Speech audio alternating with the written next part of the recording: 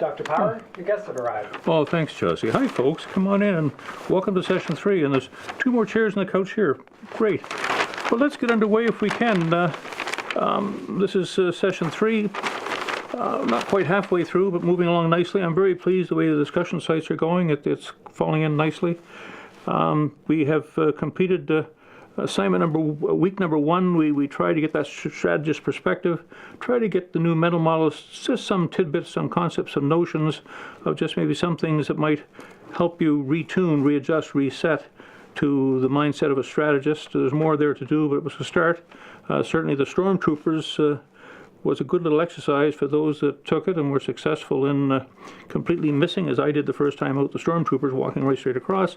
Because you get so focused in your day job on what you're instantly doing that you're missing the stormtroopers walking around. And that's why I underscore the importance of you taking 20 minutes each day to yourself, closing the door, and just make it your quiet time. Just set it up with the people you work with, that this is your peep, no calls, no interruptions. You just want 20 minutes to yourself to have that cup of coffee and look at the wall. I know that's difficult, but that's what's going to transform you from management to leadership, is acquiring this extra wisdom, this critical thinking, this reflective thought about your business, your organization, and what's going on in the world and how it's going to impact your business. In the second week, we got underway with a little red toolbox and some tools, and I pointed out there's only about 5 or 6 that we might normally go to almost first choice as tools to build whatever we're building. And we talked about those last week, and they're kind of set out nicely in your little black book if you need them. In the little black book, you'll find in the Boston Matrix, one of the axes are reversed, and I apologize for that.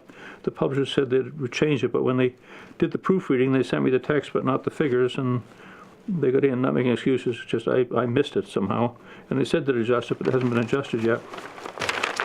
And now we're moving off into session 3. Your first assignment you by now have submitted last night. This is theoretically Monday morning. I'll be underway marking those. It was a simple little exercise, just a short little PowerPoint presentation. No APA necessary, no cover pages necessary, just identify who it is. And it's only worth 5 marks, but it was to get a sense of this Internet of Everything and a particular innovative idea that will migrate over into your assignment 2, which is the full Monty. It's 2,000 words and appendixes, cover pages, table of contents. Not really, I'm going to count those in the 2,000 words. And to the extent that 2,000 words, it means 2,000 words, but I don't want you wasting your time wordsmithing trying to bring it down to 2,000 words. If it's 2,400 words, it's not a big issue with me. It's not so much a word count and filling a box. It's about you, if you have something to say it. And for me, I still go back to the substance rather than the form. So please don't waste time trying to get it down to 2,000 words or up to 2,000 words exactly. If you finish saying what you have to say, close it off. I mean, don't give me 5,000 words. I'm not looking for that, but don't spend a lot of time trying to ratchet it down. It's just not worth your time and effort, and your time is too important as we do it. What else do I want to chat? I made a little note here. Part of what we're I think it's emerging through the fog in our discussions. You're getting some sense of the potential threat to workers in Canada. And I sent a chart out, and if you haven't, let me know, but I think you've seen that little graph that's saying where the job's going to be, sort of down and to the left, saying 80% of the jobs that are repetitive. It won't be long for AI and machines pick up on that and are able to do that. And it's the ones out here in the tail, the other 20%, that is where the jobs are going to be.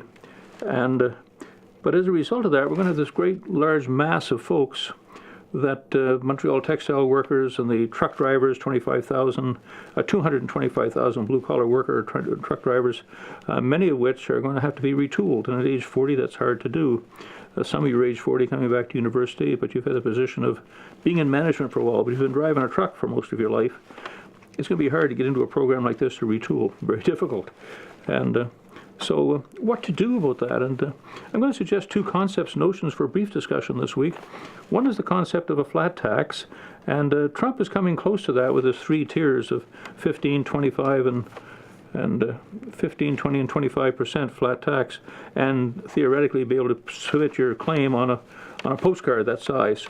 I hope he gets there with it, because right now our tax system is so convoluted that pink elephants on a Sunday through your living room qualify you for a deduction. And so if you have accountants, if you have access to law firms, you can find those deductions. And so Buffett and others quite gleefully tell you they pay less tax than their secretary because they get all the supports to take the time and to do this right and make sure they don't step into the mud. But most of us don't have that luxury. And so you spend an awful lot of your time during the year just collecting pieces of paper, a lot of time for a week getting ready to take it down to the accountant. The accountant wastes time doing it. Revenue Canada wastes time checking it. And on it goes. It's just such a waste of productivity. It adds nothing to the GMP of Canada. And I have a saying, I guess the Irish saying, that it doesn't produce any potatoes. It'd be far better if we could ratchet this down to a flat tax that basically says the numbers 15%, 18%, Hong Kong, other jurisdictions do this. You pay tax on everything over 18%. Pay tax everything over a certain threshold of, say, $24,000, $30,000. You set the number up to $30,000, no tax whatsoever. Over $30,000, that extra $1, you'll pay 15% or 18% or 15 cents or 18 cents on that dollar as you go forward. That would be nice and simple. No effort required. It would completely close off the underground economy in Canada. Is reported to be as high as $20 billion. That tax fatigue and driving people to do and pay cash underneath the counter. All that would be dissipated. It would come down quite dramatically, and that's more revenue for the government. So maybe this week we could talk a little bit about flat tax and the need for it. In every American election, as far back as I can remember, somebody, whether it was Forbes was one, I think Cruz in the last election, Trump here, are all proponents of this idea of simplifying the tax code to something like a flat tax, something you and I can fill in and get it completed rather than the forms we have now and interpretation bulletins that we don't know what the tax law really is. So that's a good topic for this week. The other one about these folks that are laying on the street corners and no work, much like the Romans, we have to find something for them to do. And otherwise you'll have like the Arab Spring we talked about last week going on. So the concept of a guaranteed annual income that every man, woman, and child, and the number, just pick a number, but for today's purposes, I'll say $1,000. For every man, woman, and child in the family, that's $4,000 a month. That's for $48,000 a year worth of revenue for a family of four, guaranteed coming in every year for the families. And we'll talk in a minute where all that comes from. But all the other supports disappear. Old age pensions disappear, student loans disappear, social welfare services disappear. What other things? All the government supports, all the offices, all the departments that administrate all this social services and one thing or another all disappear. The folks in the street get their $1,000, and that should buy them a room somewhere and the basic foods. And it's not clawed back like now. A single mom with a child goes out and tries to make a few extra dollars on the side. The government takes a piece of those extra dollars back in as a tax, and it discourages them from trying to get up off the ground. So you say, here's your $1,000. That's enough to at least make sure you got a roof over your shoulders or over your head. Not so much in big cities, but in other cities, got a room over your head and some very basic foods. But now go work. Go take these jobs that they're advertising right now for clerks in McDonalds and shopping malls, etc. At the basic wage of $10, $15 an hour, and do that. Try to better yourselves, and that money you can keep. So now you have $1,000 plus that, and as a result, you're better off. But if we close down all the government departments, I think you'll find if you start adding them all up, and the salaries of government employees, and the golden handshakes, and the high pension plans, I think you'll find there's a great source in there that will serve us a step. But it's worth a discussion. Flat tax, guaranteed annual income for this week. Why don't we look at that and see what happens? What else do you want to chat about? I think I got a report in from this one was from, well, this is my military. This is from the Business Intelligence report. The military one was interesting this week. The military report came in. Of course, Japan's Abe's re-elected and wants to get rid of the pacifist constitution that was set up by MacArthur in 1945 when the Americans set up their constitution and made them strictly a Japanese defense force. They want now to readjust their constitution to permit them some degree of offensive troops and one thing or another as well. Going to be difficult, even though he won the majority of the seats and he's much stronger now. He doesn't have the populist vote, and so we could look at that. But certainly with the threat of Kim Jong-un up north, there's an appetite right now for Japan to become more defensive and more offensive in nature. And we want to look at that. And that's going to be a concern for, we'll talk about a minute about the Chinese, but in the South China Sea and the East China Sea and the Japanese getting more strident and having the tools and missiles and domes, missile domes, must be a concern to them as well. So there's some story in there that was worth looking at. In Nigeria, there were 6 crew kidnapped off a Liberian flag German-owned container ship, all part of what we talked about last week. Nigeria's got a lot of oil off the coast, but a lot of these pirates and terrorists are there, and it's impacting, it's constricting the oil supply. Boko Haram in there is a concern, and so that was something to keep our eye on. Germany's submarines, not that they're strong, they have a fleet of 5, I think, and the last one that's operational right now is down for a while. Restriction on parts, trying to get new parts in, but they sold some to the Israelis, over to the Israelis, which was interesting. The business intelligence sent along something. I'll just read quickly. I noticed that in northern Italy, as we saw in southern part of Spain, Catalonia the other day, Barcelona area, Austria, some parts of France, Germany, this growing movement towards, it's not necessarily, it's the same movement that powered Trump to where he is. We see it with Brexit and Britain. There's more of this percolating over there, and worth watching on what it all means to us and our strategies and how we deal with these countries. Reinventing rice for those doing agricultural food. New saltwater rice developed in China could feed 200 million people in the country, which they're looking at. Transparent solar energy could provide 40% of U.S. power if deployed on all surface of glasses. So all the windows in buildings, etc., would have this sort of coat, and 40% of U.S. power needs would be satisfied just by the glass in a passive way that would drive these solar panels, glass windows, to provide the energy for that country. What else did they talk about?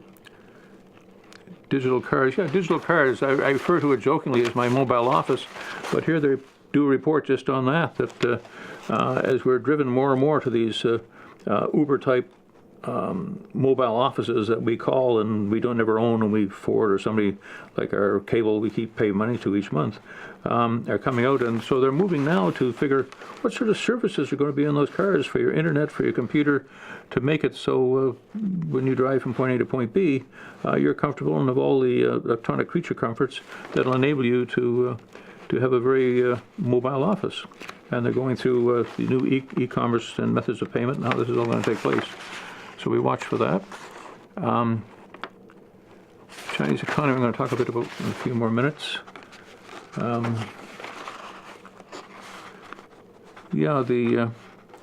Kim Jong-un again, another report in here, we're reading about, we talked last week about the Ronald Reagan and the Missouri. They've just increased it. The Nimitz is going in there with all its support ships. So now we have 3 aircraft carriers and all the support ships of destroyers and frigates and submarines, etc., in support of each one of those carriers. The Reagan, the Roosevelt, and the Nimitz are all circling in on North Korea. Last week we talked to bombers, and since then there have been stealth fighters have been flying over Korea. So it's tightening. I don't think we have long to wait to find out what the result of all this is going to be. And you can decide. I mean, we can sit and talk about the possibilities. I mean, we could talk about diplomacy as a solution to this thing. But I think we pretty well talked ourselves out there. China's done its best, I think we want to get from. And it seems to have quieted it a little bit. There certainly has been no more missile testing, but there hasn't been any sort of close down of the testing facilities. We talk in terms of the economic sanctions as a way to do it, and I think we can apply more sanctions to North Korea. But keep in mind, in the last war, we put on sanctions on Japan, and at one point we got so tight in the sanctions that their oil supply was running out, and they had no choice.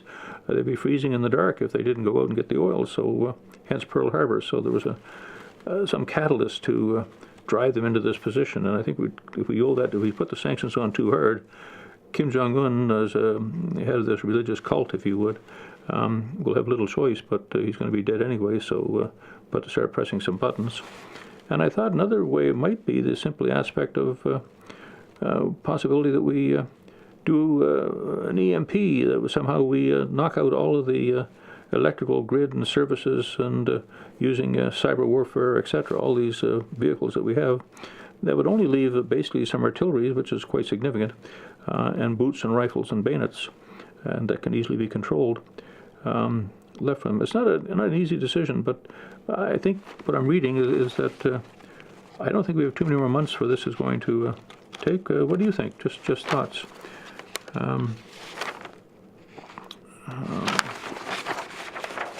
Saudi are building a new $500 billion new smart strip, if you would, and that was put out here, and I picked up on it. I thought it was interesting.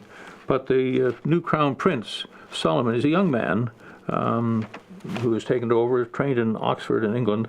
He's going to put a new economic zone on the kingdom's northwest region for $500 billion. The new zone is called NEOM. NOM. It's 26,000 square miles. It includes Saudi Arabia, Egypt, and Jordan. A Greenfield site, everything starting from the ground up, what Greenfield means, of course. And it's going to be trying to overhaul the country's economy and reposition it in the light of the dwindling oil supplies and the price of oil and the direction he sees it going. He sees the water, as Dubai did, that the need for fossil fuels is on the decline, so we need to do something else.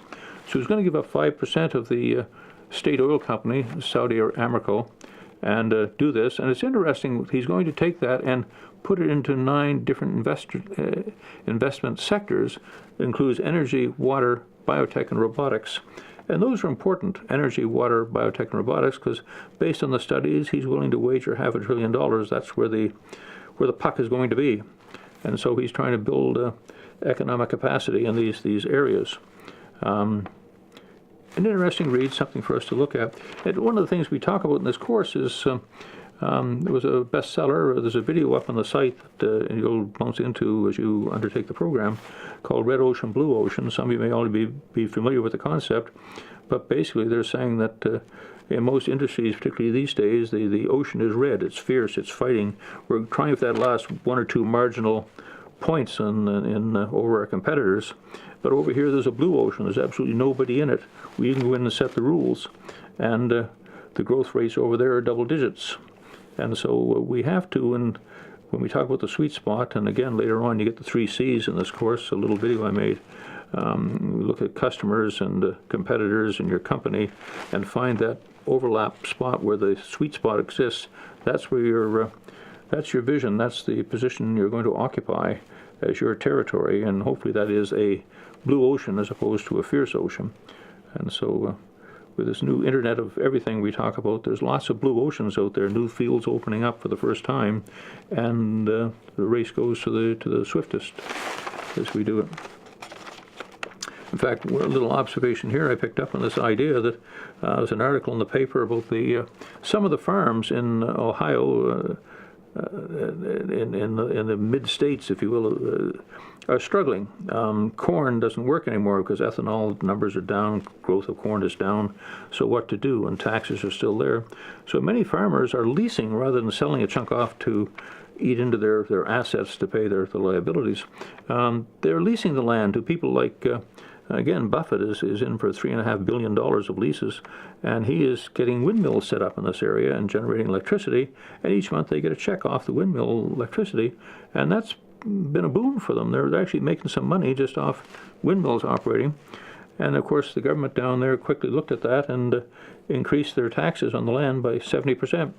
Because it went from agriculture to more of a business side, and so the government is taking its piece out of it. I wonder, just out loud, if Alberta couldn't use some of that on wind power as a way to not be first, but certainly be into the zone. Anyway, those were interesting thoughts. Let me talk next about Bloomberg. I mentioned to you Bloomberg last week, a couple of good articles in there this week, but in particular I want to talk about Xi Jinping.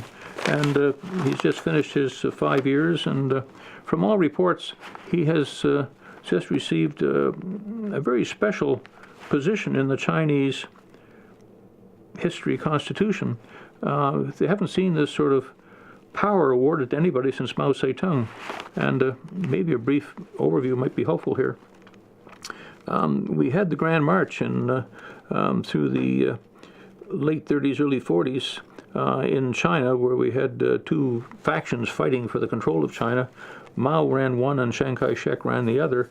And in 1949, the march was over. And the result was Chiang Kai-shek and his people went across to a little island called Formosa, which today we call Taiwan, and set up there with an army of 500,000 troops. And they were very much the yapping dog for the Americans, held at bay. But MacArthur held a good hand on them, but it was a good threat to have. And then Mao Zedong took the country over, communism, as you know, but everything the Chinese does, it's not a traditional model. They looked at the Russian model of communism, adopted it over, and basically the thoughts of Lenin, but they layered on it the thoughts of Mao Zedong. They have their own brand of communism. In fact, it was my intention today to bring, I've got 3 little red books, one in Russian, one for the upper class for the Chinese, and one for the general populace. But they're little red books that you carried around with you in any debates, anything we're doing here.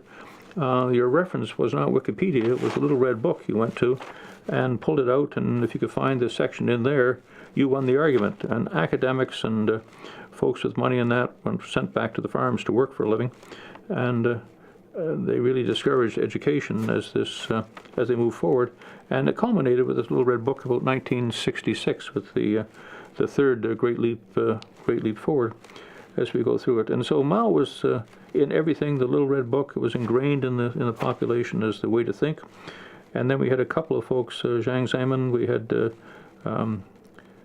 I forget his name, but the fellow that in 1979 took us into the World Trade Organization, got China up and going. And then along comes Xi Jinping right now, and he's got this special position that he will have this place of reverence in the history of China. And he's doing a bunch of marvelous things over there as a result of this. Just that position allows him to build a dynasty. He doesn't get necessarily locked out another 5 years. He's got the right almost for life to stay as the leader of China, which helps with that goal thing we talked about last week in chess, that the long-term strategy, he'll be able to see it through. And one of the major projects he's doing is this One Belt Road. The One Belt Road, this road that runs from China all the way over to Europe. And about 60 countries have signed on and are prepared to participate. That's 70% of the Earth's population is in it. 75% of the world's energy supplies are all tied into this corridor going through the stands. Turkmenistan, Uzbekistan, Afghanistan, Pakistan, all the way over to Turkey. All these nations are tied into this road. Last week we talked about 600 trains a year going back and forth.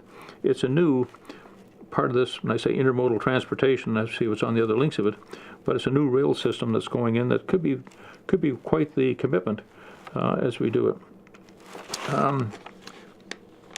It certainly helps them move an awful lot of steel. Right now they report that China's steel surplus is the total output is more than the next 4 producers. That's Japan, India, U.S., and Russia.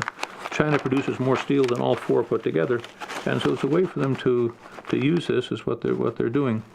It may also bring, because it's like roads to the north, the Alaska Highway, wherever the road goes through, it opens up the economy. So when you go through the 2 states of Mongolia and Tibet, out in that area, in fact, it was the Qing dynasty in 1912 took this whole landmass that we now call China and kind of stitched it all together. But the real activity, of course, lays over here on the coastal regions, and so. But this is going to open all that up, and so it may well inscribe his name in the history if he's able to pull this marvelous feat like the Great Wall of China, this great road, the Silk Road, from one side to Europe, all back and forth to there. It's quite a feat. Another one hops up is the European new mistake on failing banks. Last year there was stress tests performed on a number of major European banks, particularly Italian banks, Spanish banks, and German banks. And the one that caused me the most heartburn was the Deutsche Bank, which is Germany. The Deutsche Bank couldn't pass the stress test at that time, and it was quite concerning. So they've been moving rapidly, trying to strengthen the European banks, getting ready for it. But the Bloomberg reports here, 3 years after the regulators are trying to do this, now the regulators are seeking fresh powers over there, and their plan is that they would like to be able to stop withdrawals from failing banks. like if your bank, you've got some sense it's in trouble, the doors are closed, you can't get your money out. And we saw that in Cyprus when that happened, and Greece about 3 years ago, that the banks just closed the doors. You had a hard time getting your money. In fact, we found out at that point that you don't own your money. You may get a promissory note, but the bank, if the state's in trouble, uses it for state issues. And so there's a number of combinations and permutations they're going through about freezing bank accounts, etc. But the point is that they're trying to build up their supplies, their reserves, getting ready to in such an eventuality that something has a sudden downturn in the European economy, which would be the global economy. And it raises the questions, not just this about the stress test for banks and the danger of not being able to get your money out, but what about digital banking? The big push in the European right now is that there's digital banking. No more dollar bills, everything's in the computer, and if the computer's operating, you can get your money maybe. If it's not operating, computer hacking is a big thing, a danger. Can it be moved around? What about cryptocurrencies, bitcoins? Good or a bad thing? We talked last week about the idea of Kim Jong-un has found that as his vehicle to move money back and forth around the globe with those that want to deal with him. And so some good thoughts there in Bloomberg this week. Let's finish up by quickly whipping through the little paper here and see what news we have in here. First, the Agricultural Minister, Lana Popham, she's under fire about fish labs and the probe. And in our province in British Columbia, we've had the Atlantic salmon sort of in open-penned hatcheries where the seawater can flush in and out, but the salmon aren't supposed to get into the sea. And some of that's happened. And so now we have problems of disease and dangers and things like that to the fishing industry. And so there's a bit of an investigation going on as to who did what to whom. But it was also interesting that she's a woman. And Trudeau, to his credit, half of his cabinet are women. That's the first time in my lifetime that half the cabinet. So increasingly, as I read these stories, I find a woman is in charge of Canada's Secretary of State, here the Fisheries Minister. And it speaks to to what extent does Canada have a glass ceiling or a glass cliff? And maybe we can talk a little bit about that this week.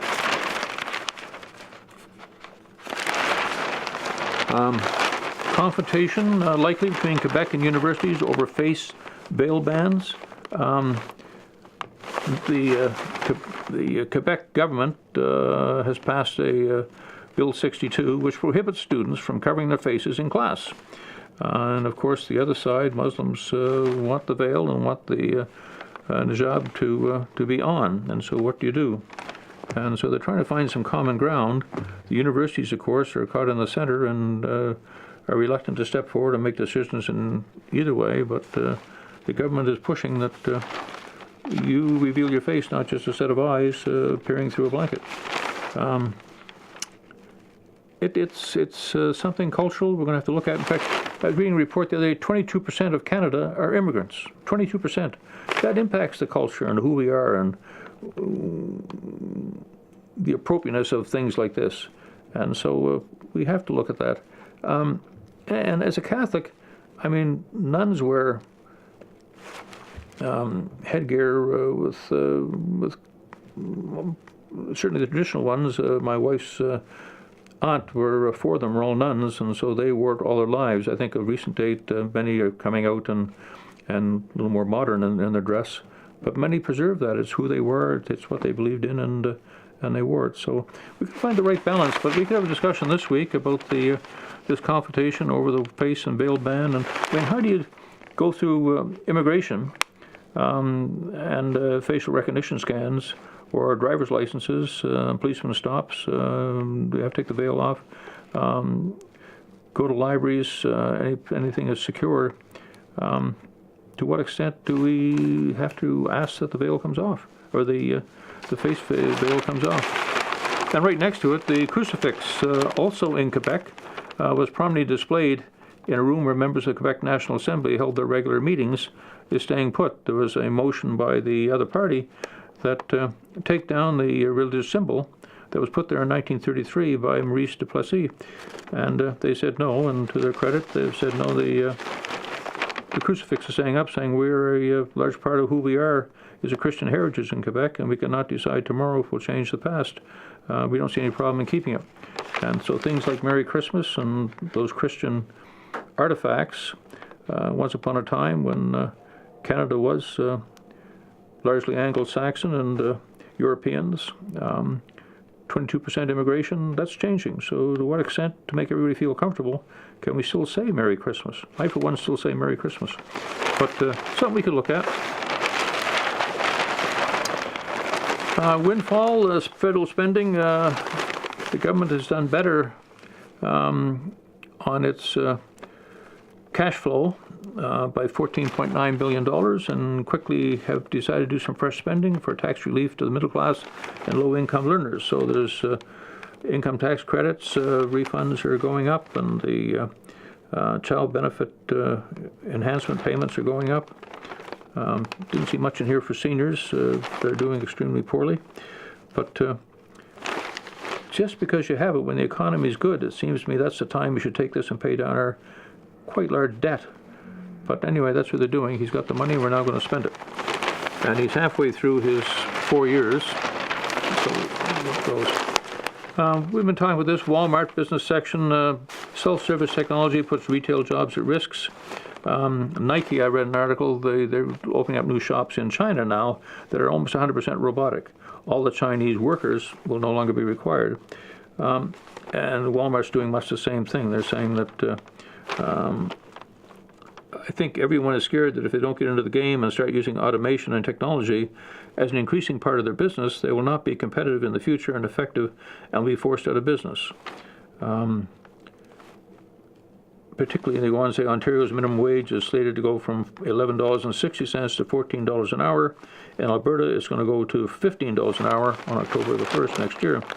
And so at a certain price point, the labor costs such that may warrant the capital expenditures of robotics. Certainly in McDonald's last year, and they say here McDonald's is going to add more self-service kiosks to the food chain. That machinery is run by robotics, and one or two people service take the cash and put it away. So we could look at that. It occurred to me too, when that takes place, that this large growing mass of unemployment and what to do, and if we're right that there's going to be more people unemployed, the gap between the rich and the poor is going to grow. It's going to be bad in Canada, but it's going to be horrendous in India and China, because 1.3 billion people in both countries, pretty well. They had a large cluster of folks working the $2 a day labor. Now, certainly China's middle class is larger than the whole American population right now, but there's still hundreds of millions of people who've been working at the $2 a day labor are going to be unemployed. Nike's going to go in and say, we've got robotics, don't need you, you're out in the street. The same with India. And so the question becomes, that's pretty dangerous. You've got hundreds of millions of people out on the street without that social safety net, without that guaranteed annual income. How are you going to keep them down? Certainly in China's case, it's a very small minority belongs to the Communist Party. The rest of the folks aren't members of the Communist Party. They're ruled by the small cluster. And I guess providing the PLA, the People's Liberation Army, get their pay, and the middle class right now is bouncing on the edge, want to see what's out there and travel and see what they can see on the internet. Any disruption in that, like blue-collar transportation workers, can cause a lot of grief. So I think there's lots of stress coming up for China and India as a result of this Internet of Things. And yes, we have some here in Canada, but it's going to be humongous in some of these great high-population, low-trained countries like China and India. And that's not to take away all the PhDs and academics and all the wonderful people they have, but they have so many as well that aren't qualified and aren't trained, have been doing the shoes for Nike, etc. Where are they going to go? It's an issue. CN Rail, and the good news, is put on a hiring speed. They laid 2,500 people off last year. They're hiring back 600. That's a good sign. And often that's an indicator of how well the wheat sales are going in Alberta. I don't know what's driven this charge, but it's obviously a good positive sign for our whole economy. McDonald's value menu is lifting their sales. It's interesting, if we talk to strategists, what happened, their price point, they dropped the price to $1 on 3 of their product lines by doing some sort of value chain analysis, wringing the pennies out that we talk about. They were able to bring the price down for a hamburger, and I forget the other 2 things they brought down, but a couple things. Brought down to $1, soft drinks down to $1. And for those in the restaurant business, you understand the ratio generally is a third of your dollar goes towards the cost of goods, and a third sort of goes towards the staff and employees' wages, and the other third goes towards your other overhead and maintenance costs. And so they're able to put a hamburger out for the cost of the good itself. Well, 33 cents is what you get in the hamburger. Pretty amazing. But also, you wonder when they do that, does it bring down? Does the value of McDonald's hurt itself? If I say to you that you can have this black pen for, I've got a Mont Blanc pen you can have for $5. You look suspect on it. Would you even buy it? Do you want it? But if I say to you, here's a Mont Blanc pen for $500, all of a sudden it's got value. It's just how we position the Emperor's New Clothes, how the story I tell you, the price point for this is. Is McDonald's hurt themselves? Other companies, when you drop a price and have sort of a budget price commodities, like the hamburgers, you open up a different line, a different store. So in tools, for example, you and I probably use Black & Decker screwdrivers, electric little guns, and kit of that nature. But if you went out on a work site and worked with the folks that do it for a living out there with the hard hats and the steel-toe boots, you wouldn't be seen on the work site with a Black & Decker screwdriver. You'd have a DeWalt, made by the same people, just a different brand, and it's a different color. DeWalt are the bright yellow ones, and you see them from a mile away that I've got the big gun. And Tim the Two-Man Tailor used to go rah, rah, rah, rah, but it's that sort of stuff that you look. So I wonder if McDonald's is, it's certainly driving it. The McDonald's has come up with a slump. It's going ahead marvelously, a good stock to buy. My point is, does it impact on the image and the brand when you start selling dollar goods? Interesting talk. UPS is going to start bike delivery in certain areas of Toronto, especially made bikes to carry they call them the cargo bikes, to carry stuff around quickly. Regulators are pushing to get more women on company boards. The Canadian Securities folks who want to see that right now there's only 14% of the board seats are occupied by women in Canada, only 14%, and they want to try to get that number up a little bit more. Is there a glass ceiling there that maybe prevents that from happening? Well, we're going into the... I'll talk next week a little bit more about Remembrance Day, November the 11th. But this article popped up here about peacekeeping efforts at a new low. That I mean, you got a choice. You can be a peacekeeper, or you can be both are soldiers, peacekeeper or warrior, I suppose. Actual fighters. And Canada's gone from peacekeeping, brought about by Lester Pearson about 1966 in Canada, and Blue Berets. We were the preeminent peacekeepers globally. When the United Nations needed something, Canada was there. And we had the troops. In those days, I recall, in the early 60s, the population for the military was like 160,000 people. Today, they just had a bump, and they're about 60,000 people. And so we don't have the troops to move around the globe anymore that we once had. And so we've given up this idea of peacekeepers in a large sense. In fact, they're reporting here that in 2016, we only had 68 peacekeepers. It had dropped down to 68 in 2016. And now we're down to about 44, primarily Canadian police officers deployed in Haiti. But the soldiers have actually few and far between. The federal government has promised last summer to put 600 soldiers in place, along with 150 police officers, to put some sort of a standby force for peacekeeping. Never happened, but the talk was there. So maybe a discussion today, is there a continuing role for Canadian peacemakers? Have you given something up? It was proud to be a Canadian in those days. You could walk almost anywhere in the world and put on your Canadian maple leaf, and people recognized you as somebody they would talk to and not throw stones at. In fact, many Americans, when they go to some places, put on the Canadian maple leaf just for those purposes. In fact, the Iranian crisis, they wrapped themselves in the Canadian flag to get out of there. But I'm wondering to what extent we've used up that political capital, if you will, by being soldiers and fighting in Afghanistan and doing those marvelous things that PCLI and others have done there for us. to what extent that has brought down our image as peacekeepers. It's worth a discussion, particularly to go into the November the 11th.